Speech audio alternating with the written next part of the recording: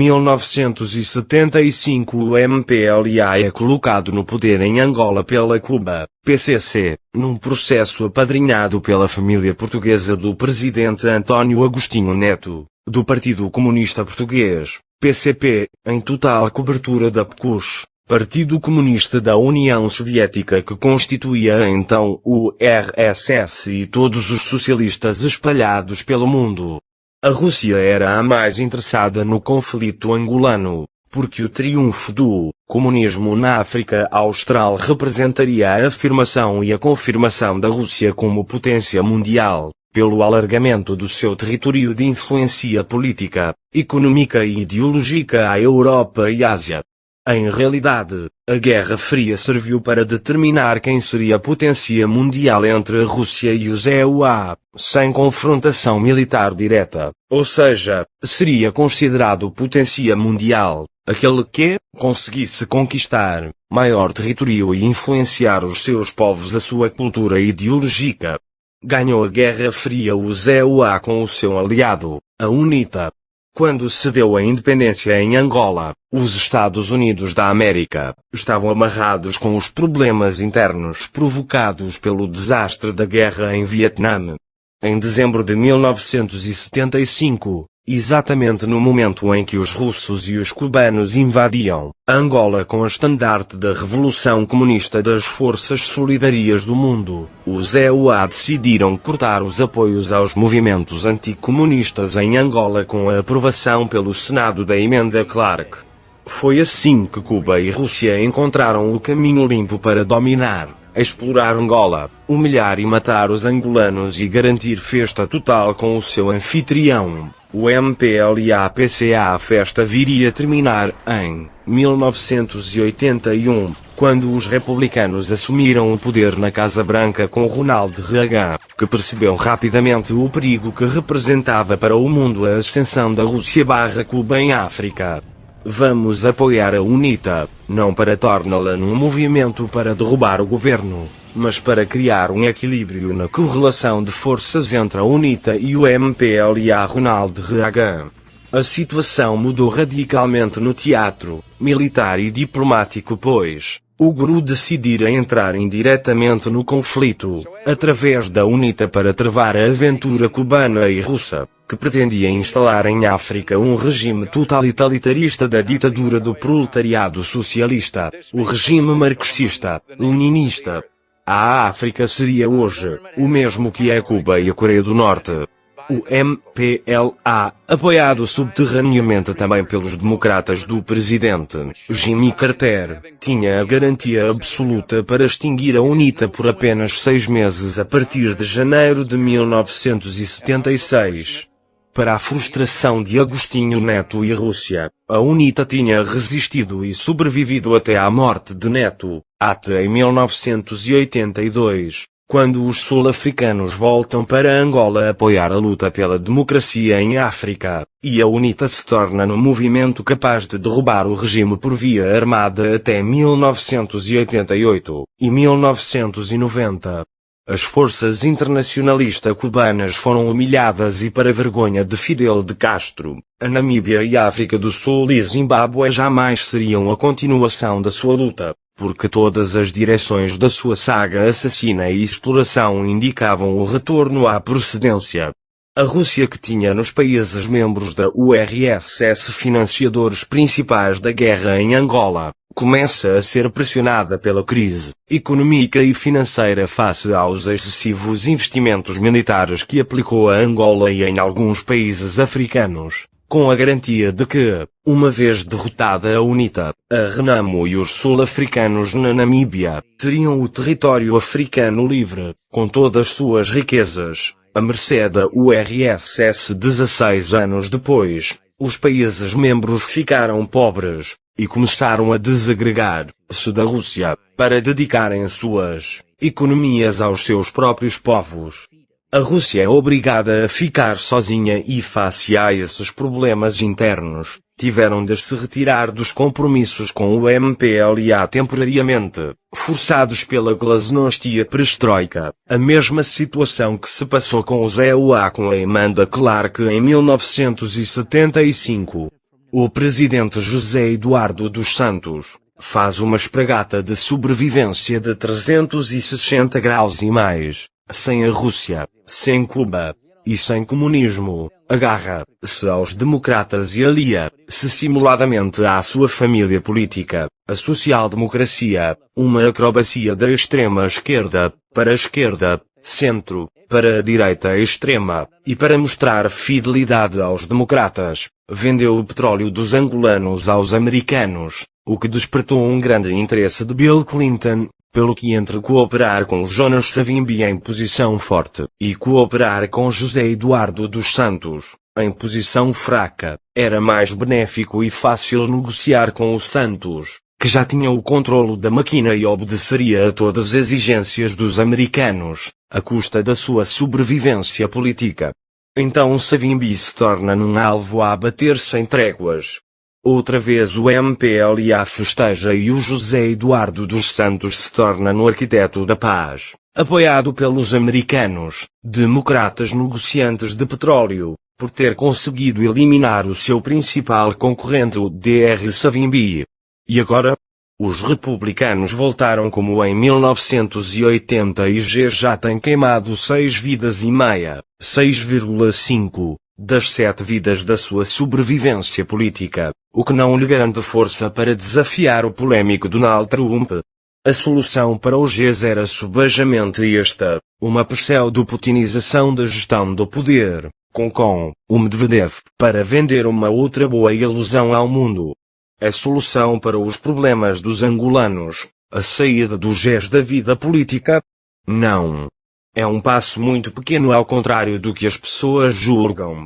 O mal não está apenas em José Eduardo dos Santos.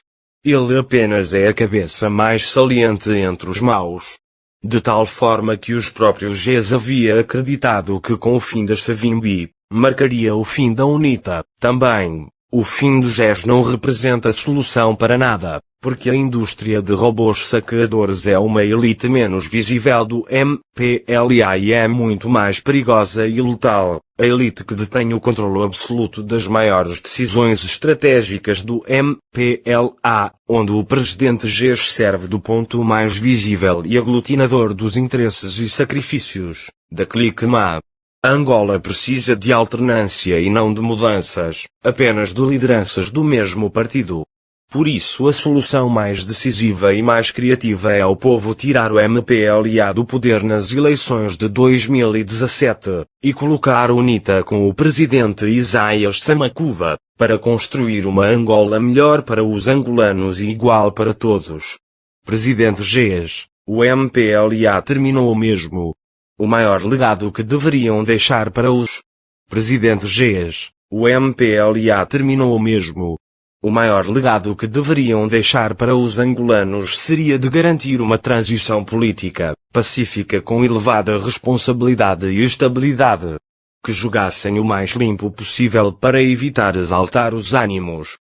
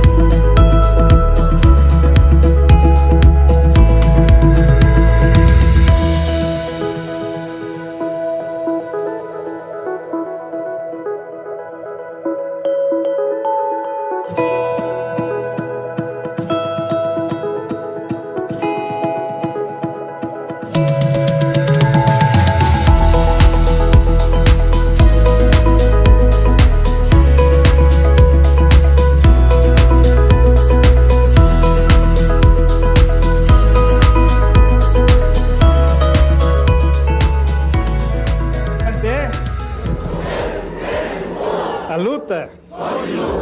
4 anos depois da proclamação da independência nacional de Moscovo, veio a notícia que abalou Angola. O Bureau Político do Comitê Central do MPLA Partido do Trabalho tem o doloroso e sentido dever comunicar o falecimento do nosso querido presidente, Dr. Agostinho Neto, ocorrido no dia 10 de setembro de 1979, às 16 horas e 45 minutos, hora de Moscou, na sequência da gravíssima doença de que sofria e, não obstante a intervenção cirúrgica a que foi submetido numa malograda tentativa de salvá-lo. O país parou, as pessoas estavam incrédulas, mesmo porque na sua ingenuidade acreditaram um dia que Agostinho Neto era invulnerável. A morte prematura do primeiro presidente de Angola foi chorada por todos os angolanos, até mesmo pelos seus inimigos, apanhados de surpresa pela brutalidade da notícia.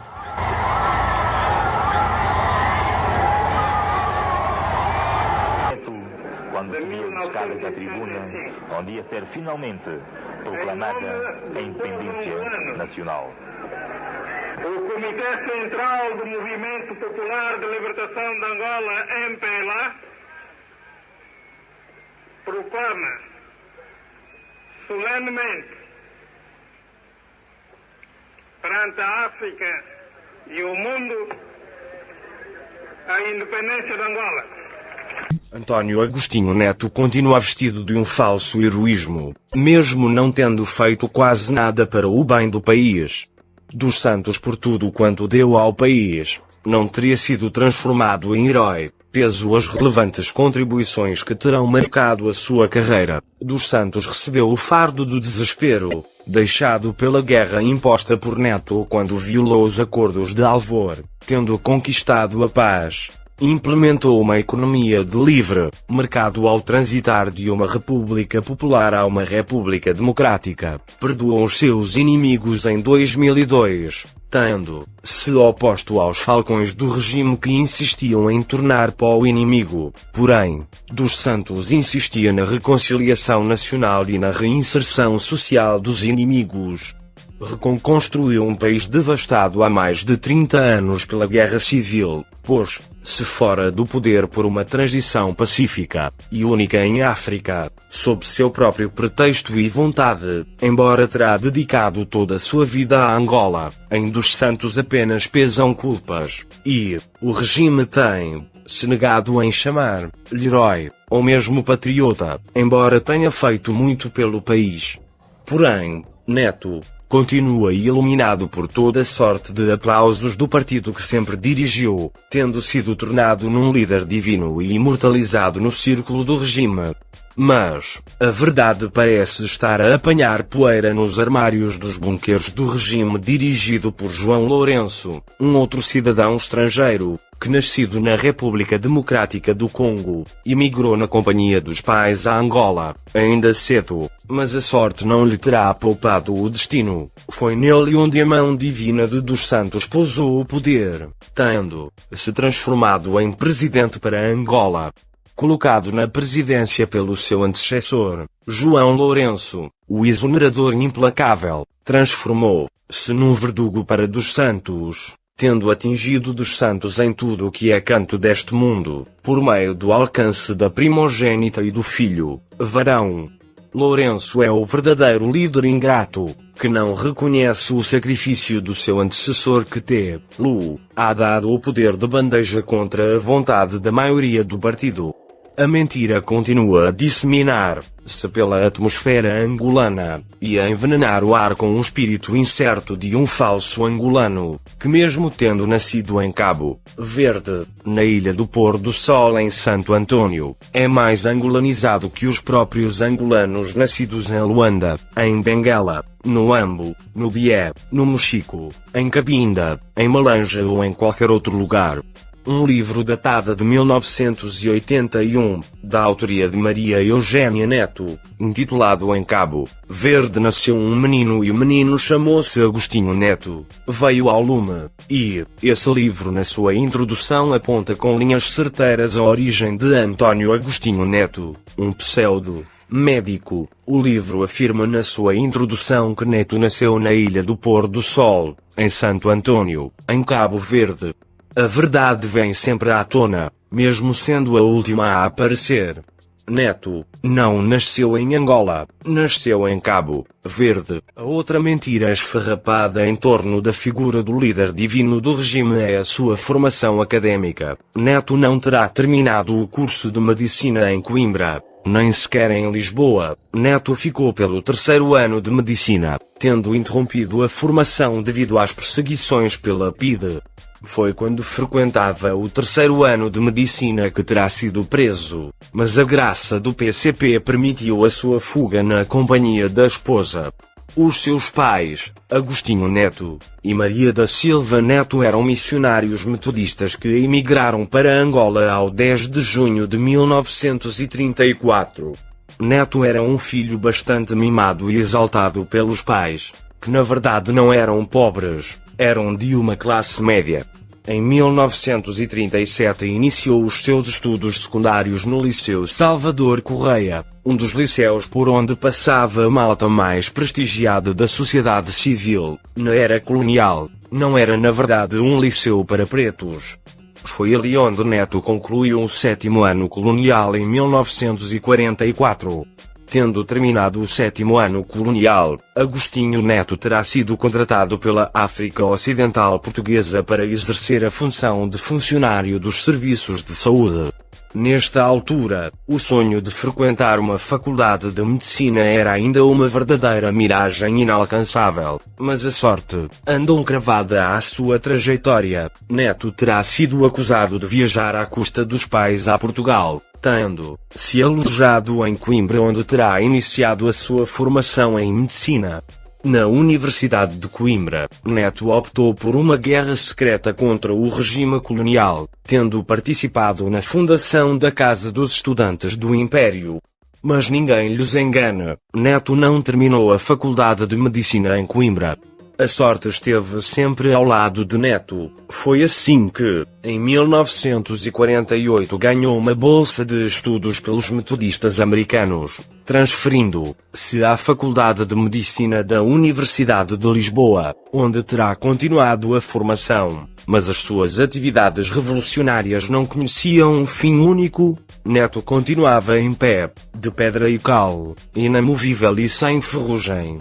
Da grande imensidade de estudantes que embarcavam a Portugal saídos de Angola, grande número dos quais era constituído por adolescentes, com suas idades entregues a uma estatura e juízo de inocência, não lhes dava alguma noção sobre o real problema vivido em Angola. Como disse Michael Jackson, a magia, a maravilha, o mistério e a inocência do coração de uma criança são as sementes de criatividade que vão curar o mundo. Era a alegria da criança que ainda fazia rosto do seu semblante. Como escreveu Virgílio Ferreira, a verdadeira pergunta é inocente, e é por isso mais própria de criança. A resposta perdeu já a inocência e é assim mais própria do adulto. Vamos à metrópole, vamos estudar para ser alguém no amanhã. Era assim que uma gota de estudantes se dirigia à metrópole, com o intuito de colher os subsídios das lições sapientes forçados a fazer-lo a sapos engolidos, consequentes dos maus tempos coloniais, mas também estavam longe do alcance cognitivo do privilégio que haveriam de encontrar no que tange a ruptura da era colonial e o início de uma luta clandestina em prol da emancipação em Angola. Outros sim, em nada sabiam se viria a ser uma altura para desenvolver as fogueiras de revoltas face ao dramático regime ditador de Salazar, que impunha com o seu ódio o racismo e o castigo sobre o povo autóctone de Angola. Como diz a música de Bob Marley, Freedom Ultima, Tempo de Liberdade, recebeu a notícia das árvores sussurrantes. Este é o momento em que o homem deve ser livre, não mais queimar em vão, corrigir. Todos nós perdemos, teremos a ganhar. Preparem-se, crianças. Mesmo os que se fizeram forasteiros na idade adulta, sobre poucos pesou a carga de militância anti-colonial para fazer face às vicissitudes da era escrava. Foi neste prisma alheio à sua terra Angola, que estudantes se moviam às terras lusas em busca da formação. Muitos acabaram por conhecer-se e aprender sobre Angola na casa dos estudantes do Império, porque quanto presentes em Angola eram autênticos inocentes. desconhecedores de tudo quando em volta da nação e no seu âmago se debruçava, como escreveu Abraham Lincoln, ser feliz não é ter uma vida perfeita, mas deixar de ser vítima dos problemas, e se tornar o autor da própria história. Lúcio Lara já se tinha deslocado à Europa ao encontro de novos privilégios para a rebelião contra o Estado Novo de Salazar. Pela ironia do destino, a Europa não o pôde dar o tão desejado privilégio. Tentou promover os ultramarinos, escrevendo poemas e prosas, através da atribuição a estes de um papel-chave na luta de libertação de Angola, como escreveu o grande poeta luso, Camões: mudem, se os tempos, mudem, se as vontades, mude, se a confiança, todo mundo é composto de mudanças, tomando sempre novas qualidades. Continuamente vemos novidades diferentes em tudo da esperança, do mal ficam as mágoas na lembrança, e do bem, se alguém houver saudades. Pela ironia do destino, os ultramarinos estavam completamente isolados, sem conseguir nenhum escrito de Lara que se situava na Europa. Todavia, nem mesmo os escritos de Lara teria de alguma sorte a ousadia de atravessar oceanos e chegar a Lisboa ou ainda passar continentes e chegar a Luanda. As notícias e outras comunicações não passavam pela Europa e tampouco a luta física do povo angolano viajava nos paquetes coloniais. Não fazia escala por Portugal e não frequentava as suas universidades. Como diz o adágio anônimo, eu visto preto por fora e por dentro, guerreiro poeta entre o tempo e a memória. A paciência seguia-lhes a marcha, tomando posse das pisadas porque faziam os jovens estudantes oriundos do ultramar. Vinham de suas terras natais de cabeças despidas de consciência sobre os factos, sobre as revoluções, muitos dos quais, meninos e adolescentes, de que a inocência não os poupava impor a isenção das coisas, tinham como companhia predileta o desconhecimento do que se passava em Angola e na metrópole. A inocência os encobria a alma até ao cimo, deixando-os completamente surpreendidos pela verdade descoberta sobre a história do colonialismo e do racismo em suas terras. Não lhes restava dúvidas de que era o conhecimento que os trazia mover-se à metrópole. Estavam conscientes de que cumpririam uma missão de forasteiros oriundos do ultramar em busca do saber, para dessedentar o que os pesava de ignorância. Todavia, os planos caíram-lhes em terrenos alheios, os objetivos curvaram-se de rotas desconhecidas, divergiram-se as metas. Era a luta em prol da liberdade de que fizera o rosto do reflexo de maior utilidade para o sacrifício dos miúdos. Como recorda Che Guevara, o nosso sacrifício é consciente. É a quota a pagar pela liberdade que construímos.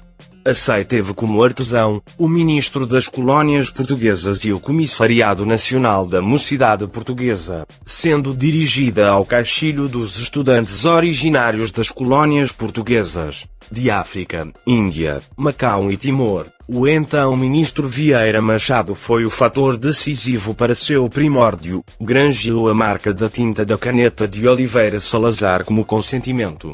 No que confina as suas diretrizes geográficas, faz-se evidenciar endereços segundo os quais essa sentia-se localizada em Lisboa, na Avenida Duque de Ávila, número 23. Sua difusão transpôs fronteiras na altura, tendo atingido Coimbra e a cidade do Porto, onde fazia-se representar com as suas delegações. Aberta aos estudantes de todo o espaço ao tempo considerado português, do continente ao mais afastado quinhão que arvorasse a bandeira das quinas, inicialmente quase só oriundas de europeus chegados das colónias, deram corpo a essa associação estudantil. Era nessa era o racismo a palavra emblemática do poder imperial português. Depois passou a receber indivíduos que detinham pele clara, mestiços filhos de portugueses advindos das colónias. Somente mais tarde negros chegaram a fazer corpo à sua vida. Ao abrirmos as portas da história da época escrava, encontramos em pé os caminhos por onde atravessou a origem da Casa dos Estudantes do Império. O manto que encobriu o advento da origem da luta anticolonial era dirigido por intelectuais, nacionalistas angolanos que armaram-se desde o ponto de vista psicológico e intelectual na Casa dos Estudantes do Império. Esta casa brotou-se da união das diversas casas dos estudantes vindos das colónias, onde a Casa dos Estudantes de Angola foi a primeira a surgir. A Casa dos Estudantes de Angola veio à origem por volta do último quartel do ano 1943. Neste ano, um grupo de estudantes universitários oriundos de Angola decide criar, em Lisboa, a Casa dos Estudantes de Angola, CEA. Entre os seus fundadores estiveram alguns indivíduos que anteriormente tinham pertencido à Organização Social Angola, uma associação empenhada em alcançar que amplifique o número de estudantes daquela colónia que estudam na metrópole, outorgando-lhes a certeza de que não se achariam isolados, pois a casa lhes coadjuvaria a acomodação ao meio que lhes era alheio, e lhes daria auxílio helenitivo no ritmo do desenvolver dos estudos em terras tidas por eles de ser estranha. Os homens que projetaram o começo da Casa dos Estudantes de Angola foram os estudantes angolanos interessados em actos associativos que dessem corpo à grandeza de Angola. Este engenhoso humus de intelectuais ocultou ao longo da história uma máquina anticolonial atestada na pessoa de contumazes intelectuais na apologia dos interesses da liberdade e da emancipação das colónias. Os dirigentes dessa casa convocavam o socorro do professor Marcelo Caetano, dando-lhe o título de presidente de honra da CEA, para que influenciasse junto do Comissário Nacional da Mocidade Portuguesa, no âmbito do agasalho e penhora, os estudantes que dessa casa se impunham ficar, implorando também o apoio de algumas firmas coloniais. Todavia, foi através da Casa dos Estudantes de Angola que a origem das demais casas de estudantes não ficou presa nos sonhos sem efetividade prática. A Casa dos Estudantes de Angola colocou no seu enxoval a Casa dos Estudantes de Cabo Verde, a Casa dos Estudantes da Índia, a Casa dos Estudantes de Macau. Nesta sorte, o ministro das Colónias, por volta de 1944, chamou todas as casas à união a sua mãe, Casa dos Estudantes de Angola, para as amamentar, cujo resultado deu por congênita a Casa dos Estudantes do Império. Neste prisma, a Casa dos Estudantes de Angola é a verdadeira mãe que nasceu as revoluções no ultramar. Neste prisma, Angola tornou-se numa mãe forasteira que teve um parto de pesado sacrifício e dor. A ceia estava alheia ao temporal prestes a desencadear-se em Angola, longe do forte militantismo político que ali cimentava o rebanho de intelectuais nacionalistas do Movimento Popular de Libertação de Angola. A guerra anti-colonial que se avizinhava com seus pés a nascerem na cachimónia de nacionalistas de proa e intelectuais célebres estava longe de ser prevista. Era um sonho misterioso que para os colonizadores não encontrava espaço no mundo real de coisas. Desde a fase em que a CEI veio à natureza, o governo da tirania salazarista arranjou-lhe as regras em esmeros. Nenhum estudante era-lhe cedido à ordem a assalto falso, sobre as linhas das normas que norteavam o funcionamento da CEI. Ninguém poderia cruzar, tudo realizado à luz do Ministério das Colónias, entidade orgânica que transportava a responsabilidade cimeira da casa, deixando os intelectuais órfãos dos maus tempos. Assim, a Mocidade Portuguesa, MP, também a responsabilidade sobre a CEI passou a pesar-lhe o corpo, como uma criança amarrada às costas. O que se vê em janeiro de 1945, quando a CEI veio à tona com a abertura de um ciclo de palestras cujo patrocínio vinha do MP, Marcelo Caetano, aquele que lhe cabia o papel de patrono maior, vem expressar aquilo que o regime de Salazar esperava da casa. Ao longo do curso coloquial que tinha por atores os estudantes da CEI, a colaboração de todos os estudantes que faziam corpo à CEI era uma palavra de perseverança expressa na ordem superior, para que tanto a CEI como a Mocidade Portuguesa, MP, viessem juntas amarradas aos mesmos ideais de entidade recíprocas. O que nos parece a cheiro de revolução foi o facto de quase todos os membros responsáveis pelo corpo gestor da Casa dos Estudantes do Império, no ano letivo de 1945 a 46, colocaram-se inscritos a listas de membros do MUD, de maneira bilateral. Desde Lisboa a Coimbra voava um ar alheio à existência da ditadura no Império. Já se respirava o ar de controvérsias que fazia frente à famosa ditadura imperial salazaristas. O papel de Neto e Lara na construção das revoluções desde o distante ano de 1946. A gestão da SEI era composta por estudantes ativistas sociais, tendo-se constituído por elementos ligados ao MUD, Movimento de Unidade Democrática.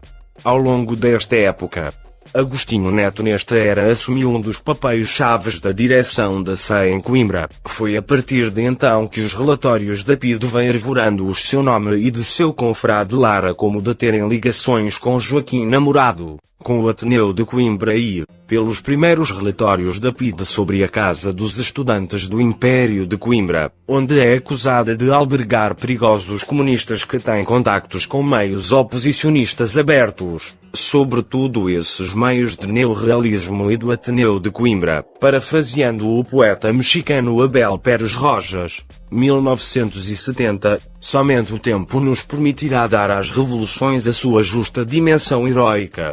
Parafraseando esse de Queiroz, as revoluções não são fatos que se aplaudam ou que se condenem. Havia nisso o mesmo absurdo que em aplaudir ou condenar as evoluções do Sol. São fatos fatais. Tem de vir. De cada vez que vem é sinal de que o homem vai alcançar mais uma liberdade, mais um direito, mas uma felicidade.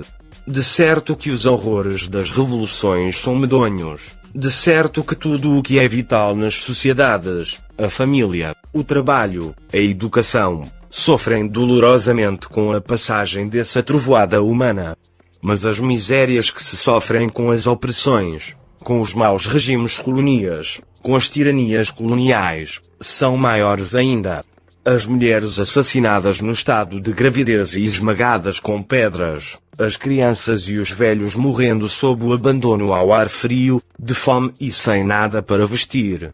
As desgraças das revoluções são dolorosas, são fatalidades, mas os maus tempos das tiranias são ainda piores que isso tudo. Agostinho Neto transformou-se em artífice das revoluções na SEI, num verdadeiro guerreiro anti-fascista forjado na SEI, e veio desde logo ser acusado pela polícia secreta de Salazar de pretender impulsionar a candidatura de Norton de Matos e instigá-lo a fazer uma sessão de esclarecimento em Coimbra no ano de 1949. Desde então, os anos de 1945 a 1949 a SEI envolveu-se no povoado de revolucionários. Um rancho de estudantes arriscados passou a constar nos relatórios da PIDE, de terem ligações diretas e estarem inscritos no MUD juvenil e de terem relações ávidas com os grupos de oposição ao regime de Salazar. Neto não terminou a sua formação em medicina em Lisboa, era apenas estudante do terceiro ano quando deslocou-se em fuga a Marrocos em 1957. Sabemos todos que o curso de medicina são 6 anos consecutivos e não 3 anos apenas. Desde logo, é falso acusar Neto de ser um médico enquanto não terá terminado a sua formação em medicina. Ao ter ficado pelo terceiro ano, conclui-se que Neto nunca foi nenhum médico, foi apenas estudante de medicina. Neto,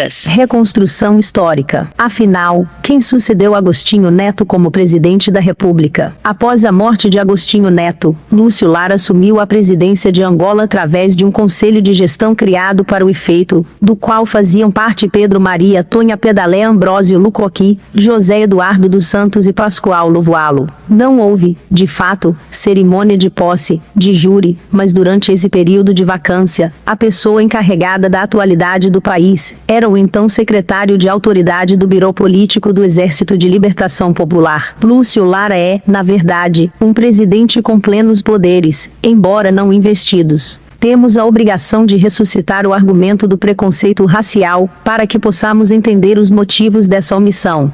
Ainda assim, estamos confiantes de que o MPLA corrigirá a demissão a tempo.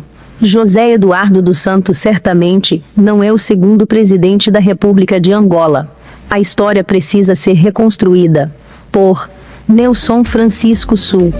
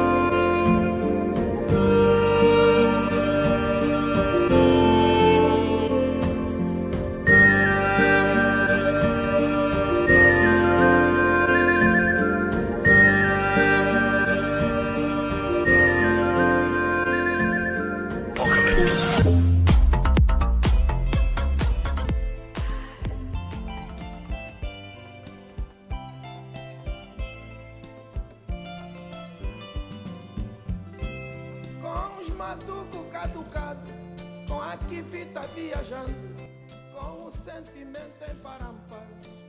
Complica o futuro angolano. É isso que ainda complica o futuro angolano, porque nós não temos uma paz verdadeira e eu diria, uma convivência verdadeira.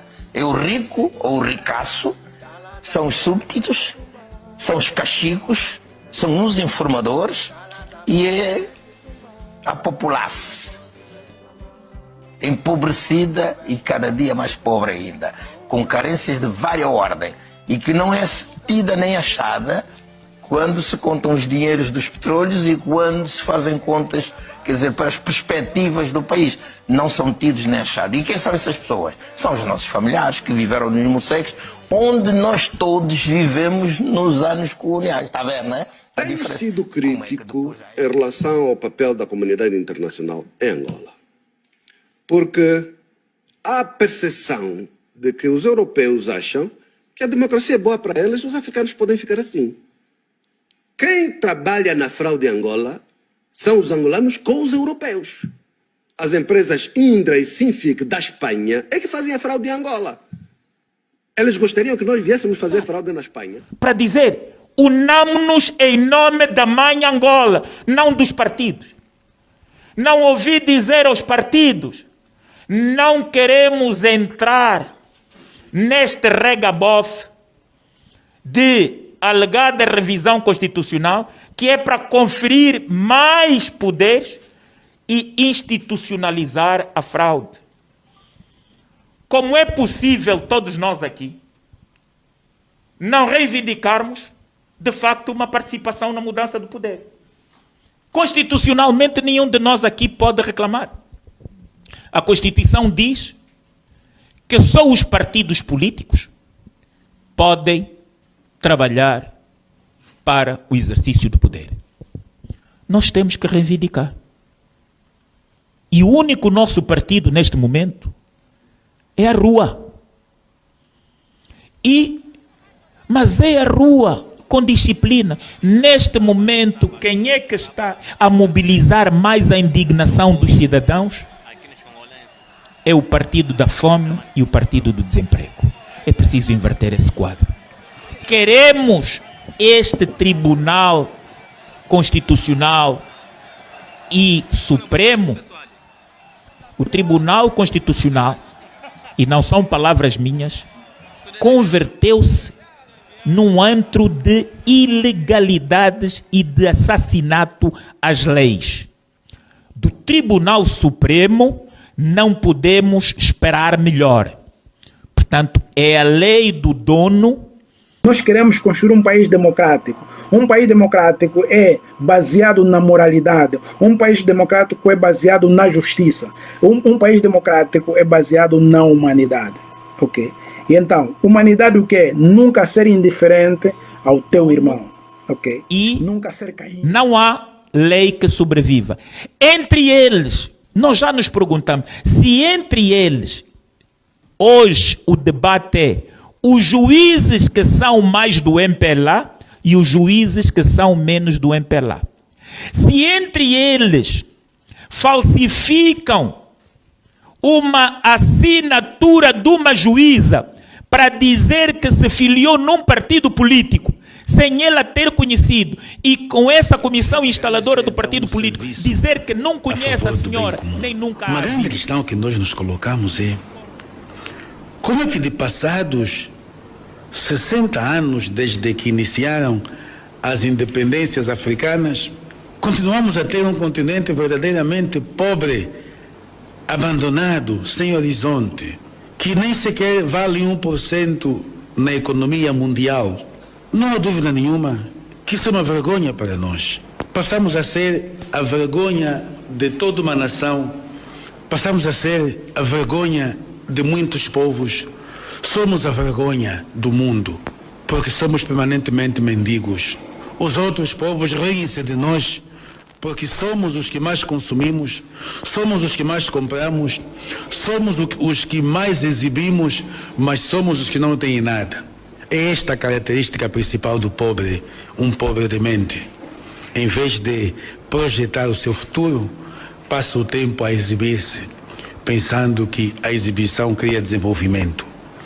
É esta mentalidade, efetivamente, que entrou na nossa maneira de nos relacionarmos entre nós e com os outros. Esta mentalidade doentia, mentalidade de pobre, que pensa que ter um carro é o melhor que pode ser para toda a vida, que pensa que comprar sempre no estrangeiro e gastando muito é efetivamente o melhor que há. Não. A dimensão política da ressurreição de Cristo deve ter um olhar voltado para a nossa terra, voltado para a libertação da nossa mente, voltado para a promoção do irmão, voltado para que se deem os cargos àqueles que podem desempenhá-los com zelo, competência e integridade.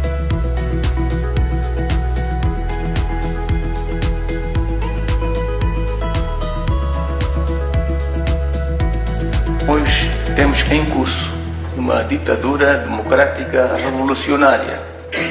O MPLA usa a mentira, a intriga, a desinformação, a manipulação para dividir as forças patrióticas.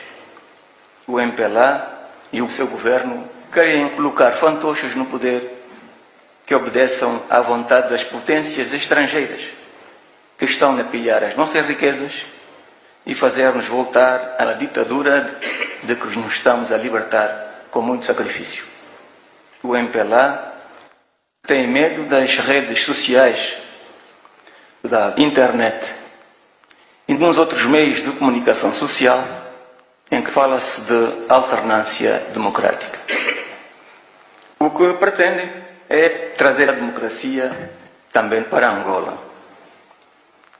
O MPLA e o seu governo querem a ditadura e também querem enganar o povo, aqueles que não têm o conhecimento da verdade. E nós devemos estar atentos e desmascarar o MPLA, o Presidente da República, o Governo e os deputados de todos os partidos políticos. O MPLA dá porrada aos angolanos, oportunistas, de intriguistas e os demagogos. Foi no MPLA, nesse mundo de pobreza e de corrupção, que a maior parte de nós nasceu, cresceu e forjou a sua personalidade. Até a década de 80 do século passado, foi conduzida com êxito em África a luta de libertação nacional dos povos, que pôs fim ao colonialismo francês, britânico e português. Hoje temos que pôr fim ao colonialismo do MPLA. Se consultarmos as estatísticas, veremos que com a conquista da paz em 2002 e graças ao trabalho do nosso governo, os índices de democracia baixaram 8 anos depois, em 2010, para quase metade. O povo tem um programa de luta contra a ditadura e se continuar com esse ritmo de redução, esse problema deixará de existir em Angola. Caros camaradas, termino a minha intervenção, desejo bom trabalho a todos e muitos êxitos aos revolucionários.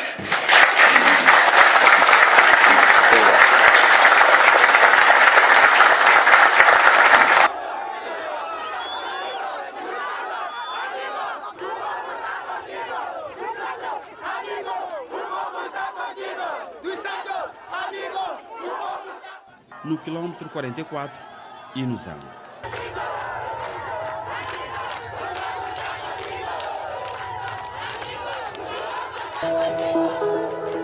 A habitação condigna para todos.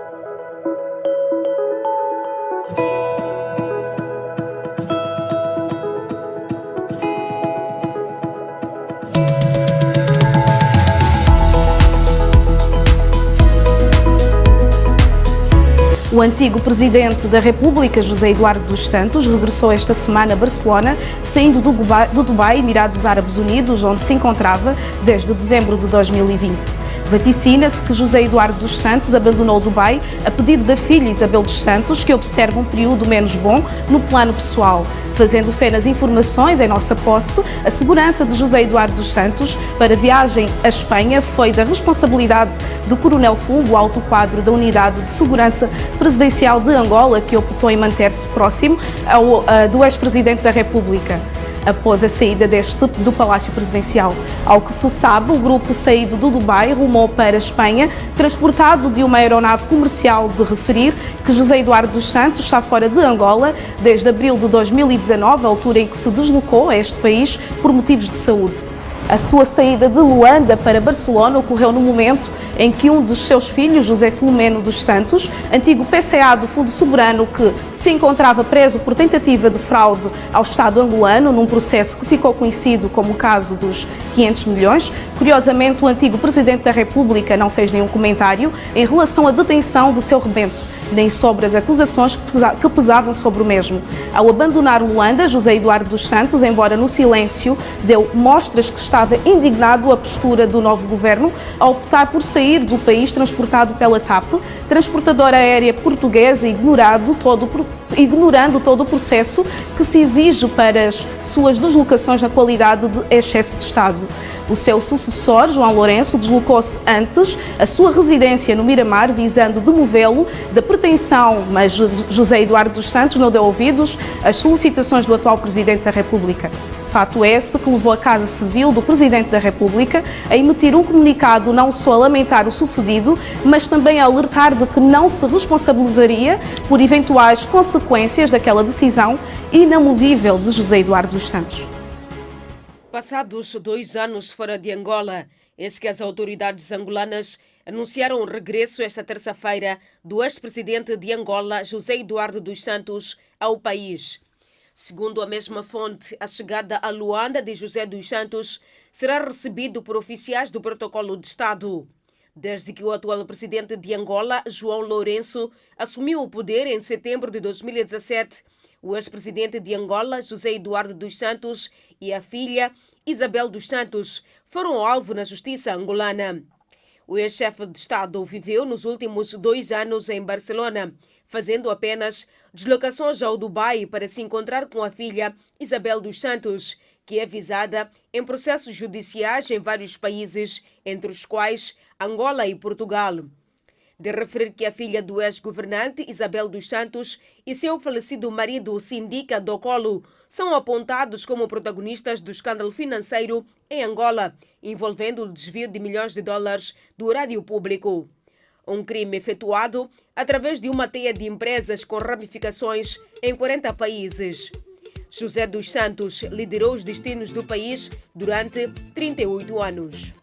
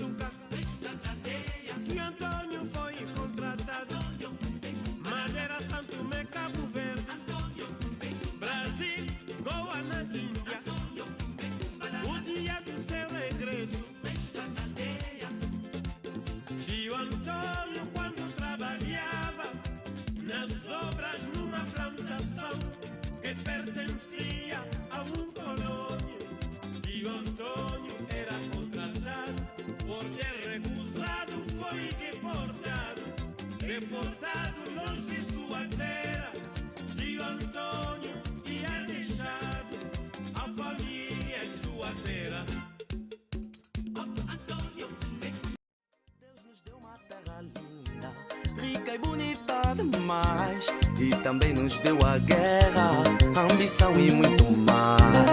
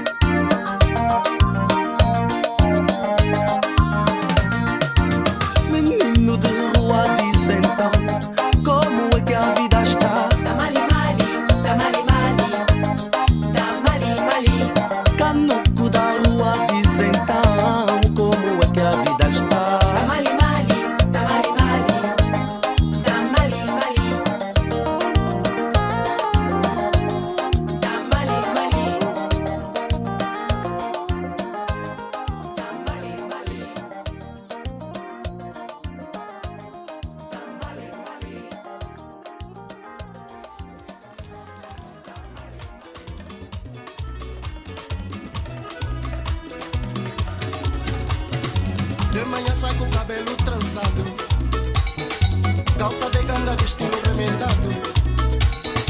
Às vezes só um brinquinho de lado. Tem andar, tem gingar de manequim. Ai, quem der o pito fosse pra mim. É como não é, é como não é. Vou avançar na conquista, lhe engançar do meu veneno, até que ela não resista. Vou avançar na conquista, lhe engançar do meu veneno, até que ela não resista. Vou lhe prometer, juro vou lhe amar, vou lhe dar tanto. Esta preta me mata, esta preta me mata, esta preta me mata. Quando me vê só quer balançar, só quer balançar. Bunda eu sou, ah, bunda eu sou, ah, bunda eu sou, ah, bunda eu sou, ah, bunda eu sou, ah, bunda eu sou, bunda eu sou, que bunda eu sou, bunda eu sou, bunda eu sou.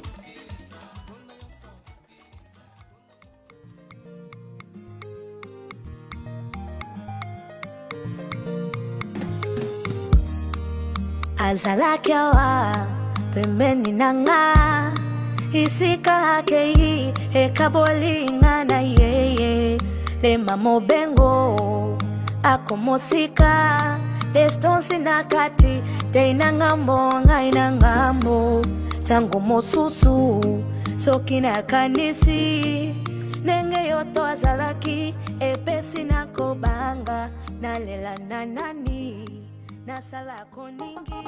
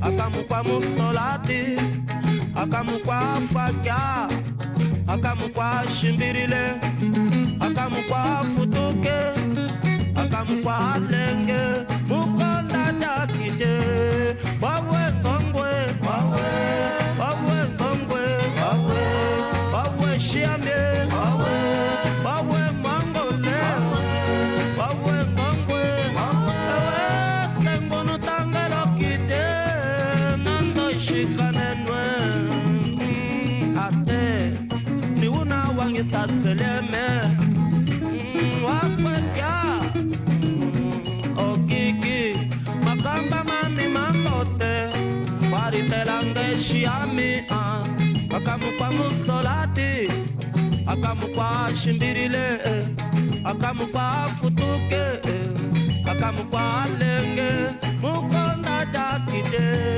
wawe ngongwe wawe wawe ngongwe wawe wawe shiame wawe wawe ngongwe wawe wawe shiame Quando nos propusemos a combater a corrupção em Angola, tínhamos noção de que precisávamos de ter muita coragem. Sabíamos que estávamos a mexer no ninho do marimbondo. Para quem não sabe o que é marimbondo, marimbondo é, numa das nossas línguas nacionais, a designação de uma determinada espécie de vespa. Portanto, não é propriamente uma abelha, mas é uma vespa, e até se costuma dizer que a picada da vespa é mais dolorosa que a picada da abelha. Portanto, imagine. Nós tínhamos noção do que estávamos a mexer, não? no ninho do marimbondo e que podíamos ser picados. E já começamos a... Mas isso não nos vai matar. Não é por isso que vamos recuar. É preciso destruir esse ninho do marimbondo. Quantos marimbondos existem nesse ninho? Devo dizer que não são muitos. Angola tem 28 milhões de habitantes, não há 28 milhões de corruptos. Portanto, o número é bastante reduzido e é uma expressão em Angola, na nossa política angolana, que diz que somos milhões e contra milhões ninguém combate. Essa expressão continua viva, não morreu. Portanto, que ninguém pense que, por muitos recursos que tenha, de todo tipo, consegue enfrentar os milhões que somos. Portanto, não temos medo de brincar com fogo, vamos continuar a brincar com ele, com a noção de que vamos mantê-lo sempre sob controle. Muito obrigado. Eu não chego a compreender. E eu não culpo o presidente José Eduardo dos Santos sozinho. Não aceito fazer isso. Não seria sério para comigo próprio. Não é possível. Como é que essa gente toda esteve à volta dele a aplaudir, a ver as coisas? Oh, estiveram a fazer o quê? Estiveram aonde? A dormir? Então, significa, se ele não sei, se ainda hoje estavam a aplaudir o presidente José Eduardo dos Santos. Não é? Ele próprio disse, eu vou sair, entrego o poder ao fulano. E foi assim. Vamos culpar só uma pessoa? Eu não aceito. Eu não aceito. Todos são culpados. Todos. Passavam exatos 35 minutos das 11 da manhã de 24 de dezembro, quando o Presidente da República, João Manuel Gonçalves Lourenço, fecha o Miramar na residência oficial do antigo Presidente José Eduardo dos Santos para um encontro de cortesia em véspera de Natal.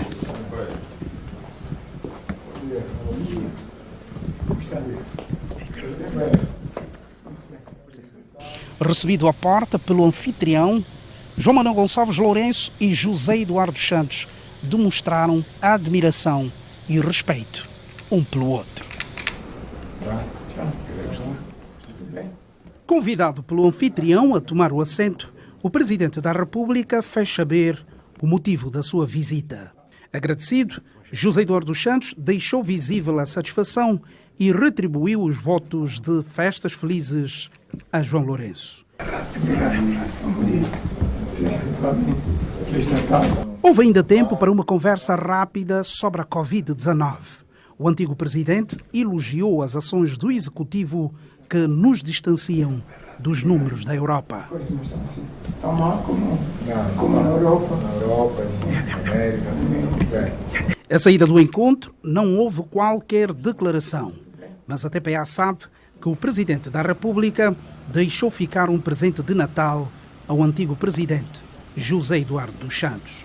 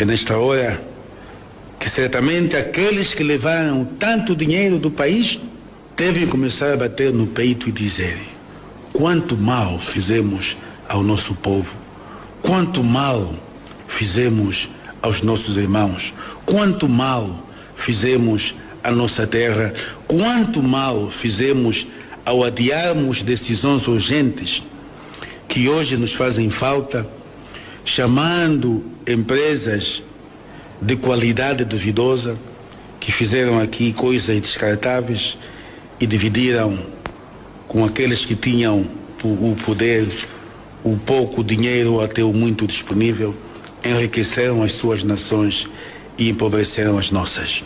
Neste sentido, longe de se opor à fé, a política deve dar primazia à caridade, procurando olhar com cuidado para os mais fracos, ampará-los nas suas dificuldades, protegendo as suas vidas e as suas propriedades. Isto passa por uma elevação contínua da consciência ético-moral que deve motivar os governantes a serem gestores e não proprietários dos bens que a todos pertencem, a serem transparentes e isentos e não eivados de tribalismos ou partidarismos doentios. Os cidadãos são responsabilizados a colaborar com as autoridades naquilo que é positivo, pagando a luz, a água, cuidando do lixo, conservando os lugares comuns, respeitando-se uns aos outros, mas também criticando os erros de quem quer que seja para a salvaguarda do bem comum. Os que dirigem não são donos, são apenas gestores. Uns sentem-se orgulhosos porque foram colonizados pelos ingleses. Os ingleses são civilizados, constituem grande império. There are some who feel a certain pride because they were colonized by the English. The English are civilized and had built a great empire.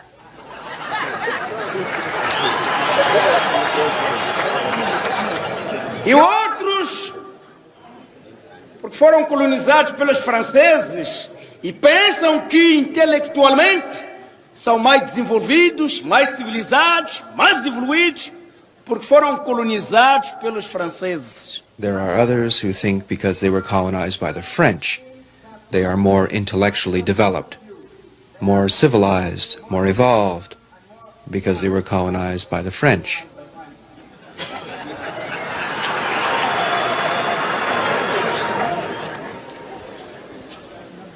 Eu fui colonizado pelos portugueses. I was colonized by the Portuguese. País mais subdesenvolvido da Europa. The most backward country in Europe. But still colonialist. A luta The struggle continues. A luta continua. A luta continua. Contra o quê? Against what? Against what must the struggle continue? Contra o tribalismo. Against tribalism. A luta continua. E mais? And what else must we struggle against? Contra a ignorância. Against ignorance. Contra o analfabetismo. Against illiteracy. Contra a exploração do homem pelo homem. Against exploitation. Contra a superstição. Against superstition. Contra a miséria. Against misery. Contra a fome. Against Contra hunger. o pé descalço. Against lack of clothing. A luta continua. The struggle continues, Para que sejamos todos homens iguais. so that someday we will all be equal. First of all, let me thank you. I've prepared 2 papers which I believe will be circulated because they'll not be projected.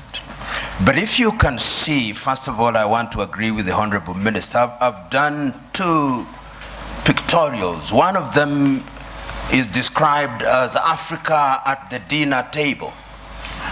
And if you look at Africa at the dinner table, Africa is on a plate and it is meat. And the diners at the dinner table are France, the United Kingdom, the United States, the European Union, the Chinese, and progressively the Arabs. Top 10 most corrupt African leaders of all time. Hello explorers, welcome back to another informative video and thanks for watching. In today's video, we shall be looking at the top 10 most corrupt African leaders of all time.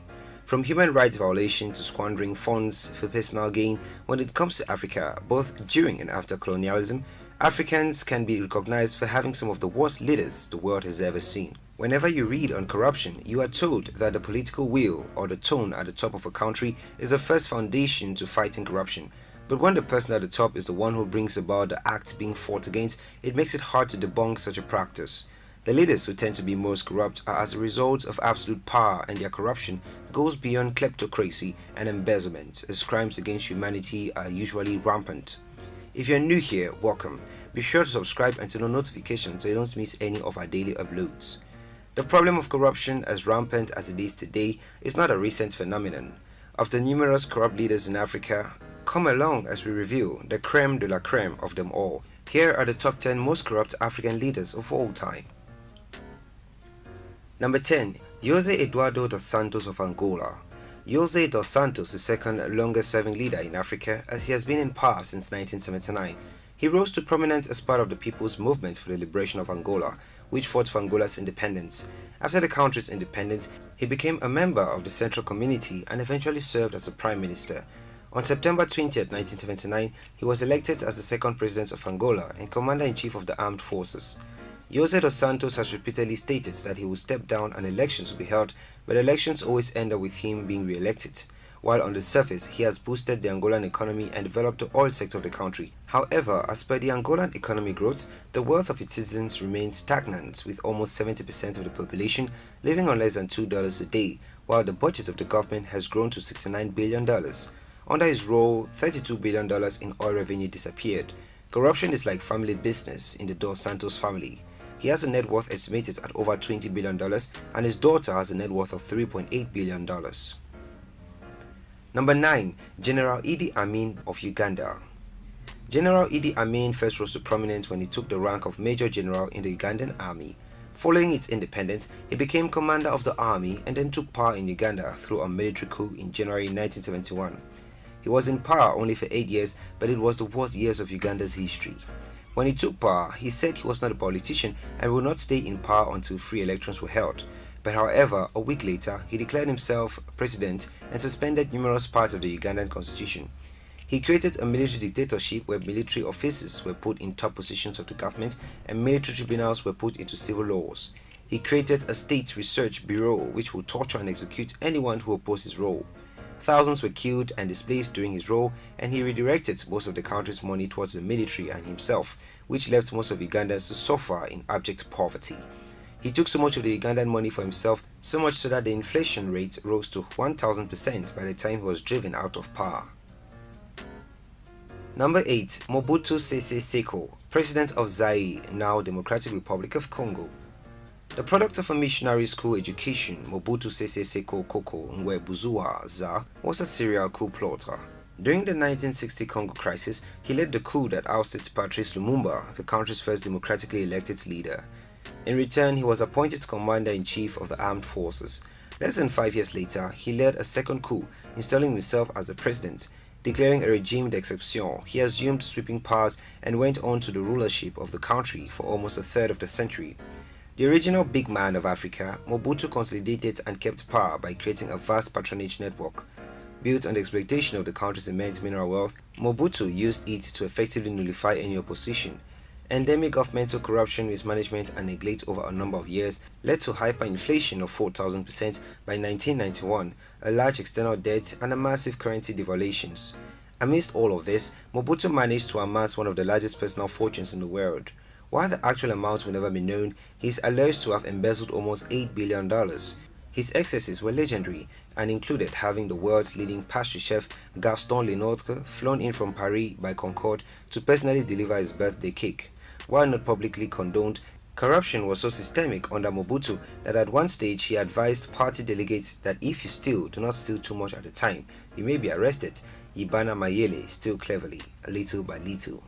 Holding on to power for 32 years, Mobutu proved him adept at maintaining rule in the face of internal rebellions, external invasions, and attempted coups. He finally relinquished power in May 1996 following an uprising led by Laurent Kabila. Mobutu, already terminally ill, fled to Togo and then to Morocco, where he died from prostate cancer the following year. Number 7. Charles Taylor of Liberia. Number 6. Idris Deby of Chad. Idris started his rise to fame in Chad when he joined the military. Idris Deby was the commander-in-chief of the army. He remained a strong and loyal member of the army until the central authority fell apart in 1979. He took power in the late 1990s and has been in power ever since. As president, he puts Chad on the path to economic growth with the building of an oil pipeline. However, the pipeline ended up bringing the corruption within Chad to the forefront. The revenues from the Chad-Cameroon pipeline development and the pipeline project was supposed to be used to combat famine within Chad. Instead, he took the funds to buy more weapons for the military in order to combat the numerous coup attempts against him. His regime has also been characterized by human rights abuses against his opposition, and it is clear the elections held since he took power have been fraudulent. Number 5. Omar al-Bashir of Sudan. Omar al-Bashir came to power in 1989 after he had led a military coup that ousted the democratically elected government of Prime Minister Sadiq al-Mahdi. In 1993, he declared himself president and disbanded all rival political parties. He has held 3 elections since he took power and was re-elected each time. However, each election has been under fire for corruption. Omar al-Bashir is the only standing president with multiple arrest warrants against him by the International Criminal Court. His warrants are mostly for crimes against humanity, mostly the crimes in Darfur, where he was said to be connected to the genocide that took place there. He was indicted for crimes of murder, extermination, torture, rape, forcible transfer, and other war crimes. However, since Sudan and al-Bashir do not recognize the International Criminal Court, he continues to remain president. His corruption goes far beyond his crimes against humanity. He has also done a great deal of stealing from the country. It is suggested that he has had as much as $15 billion stashed across the globe. Number 4. Theodore Obiang Nguema of Equatorial Guinea. Teodoro Obiang Mbasogo took power from his uncle Francisco Marquias Nguema in 1979. He holds power with an iron fist and remains the longest-serving leader in the world and the longest-serving president in Africa. He started his presidency on a positive note, saying that he will not have the same leadership as his uncle. But that is far from the reality he has brought his people as he continues to win presidential elections through fraudulent means, winning as much as 97% of the votes.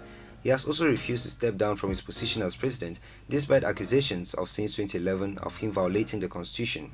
Assassinations by the government, unlawful imprisonment, torture and inhuman prison conditions. His theft of state funds has increased his wealth and that of his family to staggering levels. Obiang's and his cabinet receives millions of dollars each year from oil revenue, which does not translate to public spending, but he rather spends it on presidential expenses. Number 3. Robert Mugabe of Zimbabwe. Robert Mugabe was the president of Zimbabwe from 1987 to 2018. He won the election for prime minister in 1980 and was sworn in as president when Zimbabwe gained its independence. As soon as he came into power, he created a single-party state and employed a North Korean security force to deal with any incidents.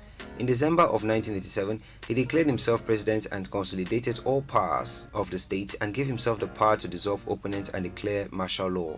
Mugabe continued to win presidential elections due to widespread corruption and fraud. Many believe that the corruption and fraud are the only reasons that he remained in power. Zimbabwe has the highest unemployment rate of any African country with a 70% unemployment rate. It is estimated that the country loses up to $3 billion to corruption every year. Most of his corruption comes from his desires to consolidate power and rig elections to stay in power indefinitely. He is also known for looting the diamonds deposits and killing or torturing his opponents. Number 2. General Sani Abacha of Nigeria. General Sani Abacha ruled for only 5 years, but during that time he operated a brutal regime which left Nigeria in abject poverty. He came to power through a military coup on November 17, 1993. During that time, he issued a decree that gave him absolute power by placing the authority of the regime over that of the courts. He also issued a decree that would allow him to imprison anyone for up to 3 months without trial. However, General Abacha's economic achievements were very impressive given the dire conditions the state was in prior to his leadership. Today, General Abacha is considered to be one of the most corrupt leaders in history because of the amount of money he stole from his own country. Number 1. Francisco Marquias Nguema of Equatorial Guinea. Francisco was the first president of Equatorial Guinea, and he created a bad example for those that would follow. Francisco became deputy prime minister in 1964, and he became president when he won the only free election that the country had ever held in 1968. Francisco declared that anyone who threatened the government would be punished with death. He also said that insulting the president or his cabinet was punishable by up to a 30 years prison term. During his reign of terror, almost a third of the population of Equatorial Guinea were killed or exiled. He was a very paranoid man who relinquished powers to no one, that he kept the entire national treasury under his bed. He was also distrusting of anyone who was educated or appeared to be educated. He killed or exiled anyone who appeared to be educated.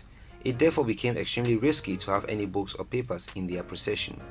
It is this paranoid mind that finally led to the end of Francisco Macias Nguema's reign, as he was overthrown by his own nephew, Teodoro Obiang Nguema Mbasago, in 1979. There you have it, explorers. Those were the top 10 most corrupt African leaders of all time. Thanks for watching this video.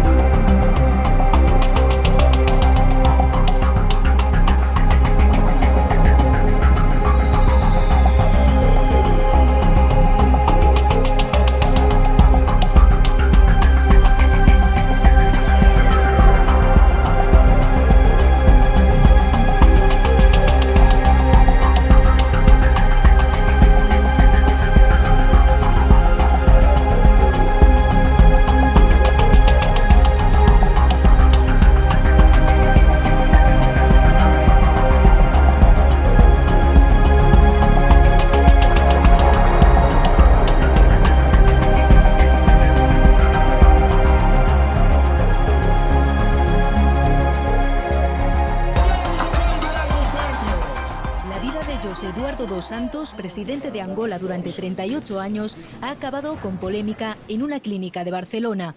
Aquí llevaba varios días en coma inducido tras una parada respiratoria. Su familia había denunciado ante los Mossos un presunto complot para matarlo. Acusan a su segunda mujer y a su médico personal de varios delitos, incluido homicidio en grado de tentativa. Dos Santos y su familia están enfrentados al actual gobierno de Angola. Su sucesor, elegido por él y de su mismo partido, el izquierdista MPLA, llegó al cargo con una promesa: acabar con la corrupción y el nepotismo del gobierno Dos Santos, del que él mismo formó parte. Entre los objetivos de la justicia angoleña, los hijos de Dos Santos, que habían acumulado fortunas al frente de empresas estatales. Su hija Isabel, considerada entonces la mujer más rica de África, denunció persecución política y lo negó todo. All the allegations are false. Ahora la nueva pelea será donde entierran al expresidente. Sus hijos han pedido a la clínica de Barcelona que el cuerpo sea preservado hasta que le hagan la autopsia. Temen que lo manden a Angola y que el gobierno intente capitalizar la popularidad que aún conservaría Dos Santos con un gran funeral de Estado. El país, segundo productor de petróleo de África, celebra elecciones en agosto.